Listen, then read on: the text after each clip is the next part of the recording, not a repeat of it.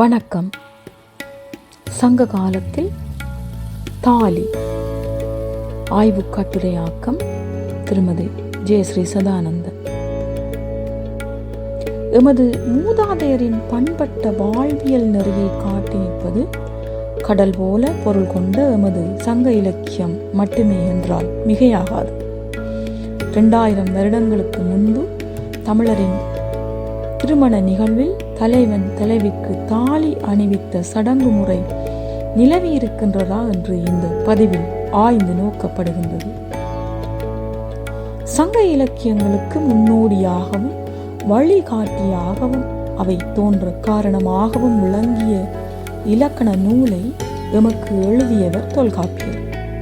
அவர் எழுதிய பொருள் அதிகாரம் முழுக்க 5000 வருடங்களுக்கு முற்பட்ட எமது வாழ்வியல் நெறிமுறைகளை பறைசாற்றுகின்றது.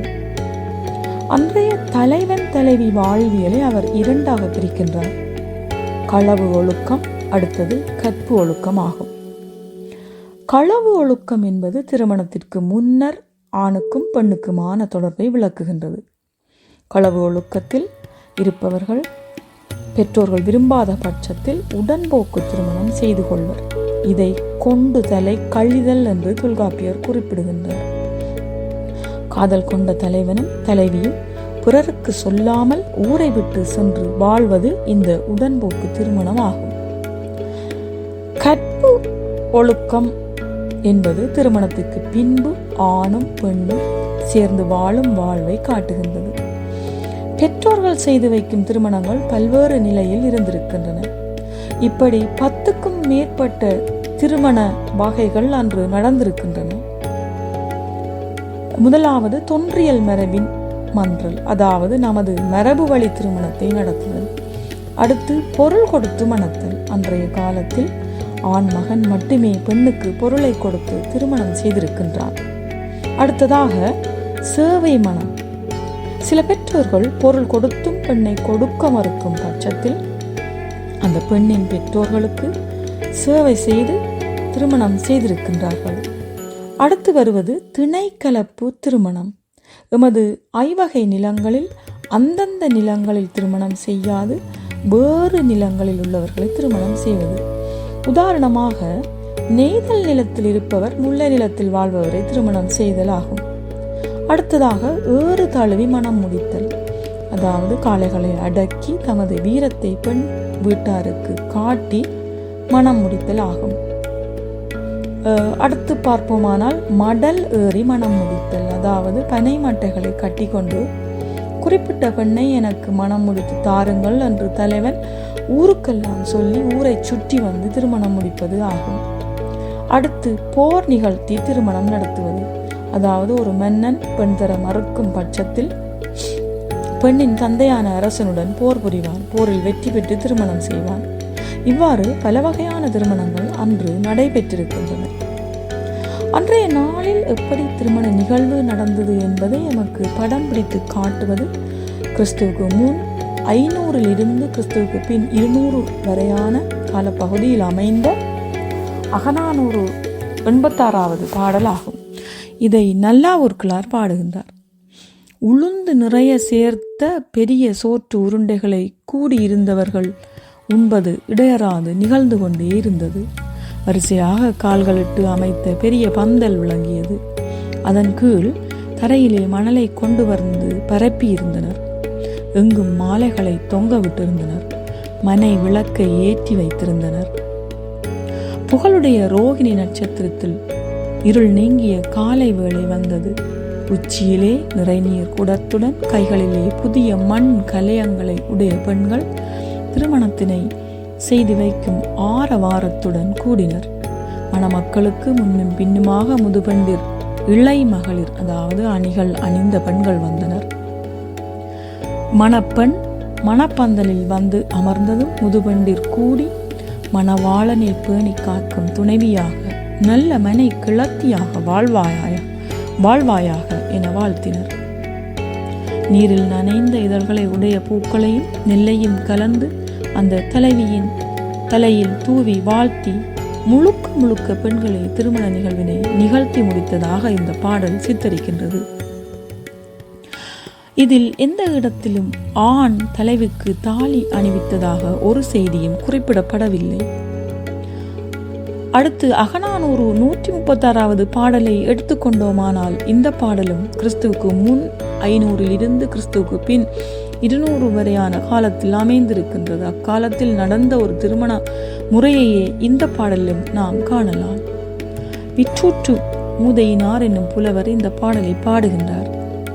நெய் கனிந்த இறைச்சியோடு இந்த வெண்ணிறச் சோற்று விருந்து கலந்த வெண்ணிறச் சோற்று விருந்து அனைவருக்கும் படைக்கப்பட்டது. திருமண வீட்டில் மணப்பந்தல் போடப்பட்டு தெளிந்த ஒளியுடைய ரோஹிணி நட்சத்திரத்தில் பெரிய முரசம் ஒலிக்க தலைவிக்கு மங்கள நீராட்டி தூய ஆடை சூட்டி திருமணம் நடந்தது. ஆபரணங்கள் அணிந்த சிறப்போடு தலைவி வீற்றிருந்தாள். எங்கும் ஆபரணத்தை தலைவன் தலைவிக்கு அணிவித்தான் என்று வரவில்லை.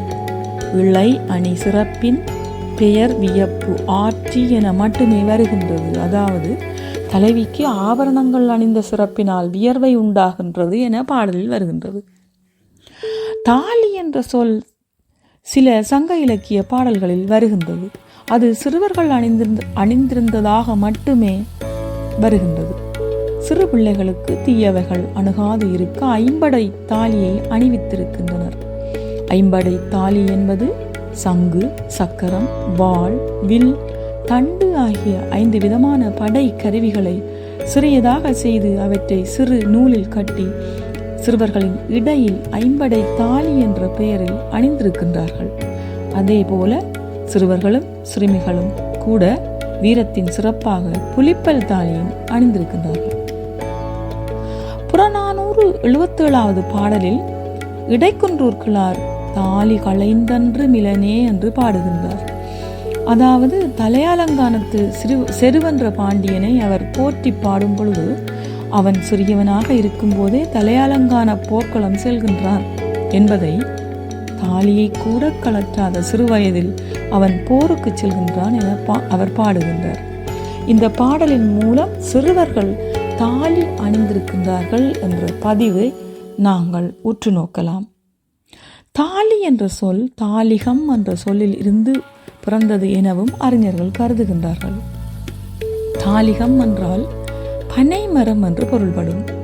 சங்கம் மருவிய காலத்தில், அதாவது கிறிஸ்துவுக்கு பின் 3 கிறிஸ்துவுக்கு பின் 6 வரையான காலத்தில் தலைவிக்கும் தலைவனுக்கும் இந்த நாளில் திருமணம் என்று பனை ஓலையில் எழுதி சுருட்டி அவர்கள் கழுத்தில் உறவினர்கள் கட்டிவிடுவார்கள். இதுவே பின்னாளில் தாலி என்றானது என்ற கருத்தும் நிலவுகின்றது. கிறிஸ்துவுக்கு பின் 2ஆம் அல்லது 3ஆம் நூற்றாண்டில் எழுதப்பட்ட சிலப்பதிகாரத்தில் மங்கள அணியின் பிரிதணி மகளால் என வருகின்றது. அதாவது கோவலன் கண்ணகியை பிரிந்து வாழ்ந்த காலத்தில் மங்கள அணியை தவிர வேறு ஒன்றும் அவள் அணியவில்லை என வருகின்றது. மங்கள அணி என்றால் தாலி என்று ஒரு சாராரும், இயற்கை அழகு என்று இன்னொரு சாராரும் கருத்து முரண்படுவதும் உண்டு. கண்ணகி கோவலன் திருமணச் சடங்குகளை மிக அழகாக விவரித்த இளங்கோவடிகள் கோவலன் கண்ணகிக்கு தாலி அணிவித்ததை எங்குமே பதிவு செய்யவில்லை. ஆனால் மாமுது பார்ப்பான் மறைவழி காட்டிட தீவலம் வந்து திருமணம் நடக்கின்றது என அவர் கூறுகின்றார். ஆக அகநானூறு 86 பெண்களே முழுக்க நின்று திருமணத்தை நடத்தி வைத்த நிலை போய் சிலப்பதிகார காலத்தில் அந்தணர் நடத்தி வைக்கும் திருமணமாக மாறியிருக்கின்றது. கிறிஸ்துவுக்கு பின் 10ஆம் நூற்றாண்டு வரை தாலி என்ற பேச்சுக்கு இடமில்லை என்கின்றனர் தமிழ் அறிஞர்கள். 12ஆம் நூற்றாண்டில் எழுந்த கந்தபுராணத்தில் மட்டுமே முருகப்பெருமான் தேவயானைக்கு தாலி அணிவித்ததாக வருகின்றது. ஆக சில கலாச்சாரங்களின் தழுவல்களாலும் தாக்கங்களாலும் இந்த தாலி எனும் மங்கள நான் தலைவியின் கழுத்தில் தலைவனால் அணிவிக்கப்படத் தொடங்கியதும் அம்மி மிதித்து அருந்ததி பார்ப்பதும் பிற்காலத்தில் ஏற்பட்ட நிகழ்வுகளே என்ற வரலாற்று உண்மையை நாம் அறிந்து கொள்ளலாம். மிக்க நன்றி, வணக்கம்.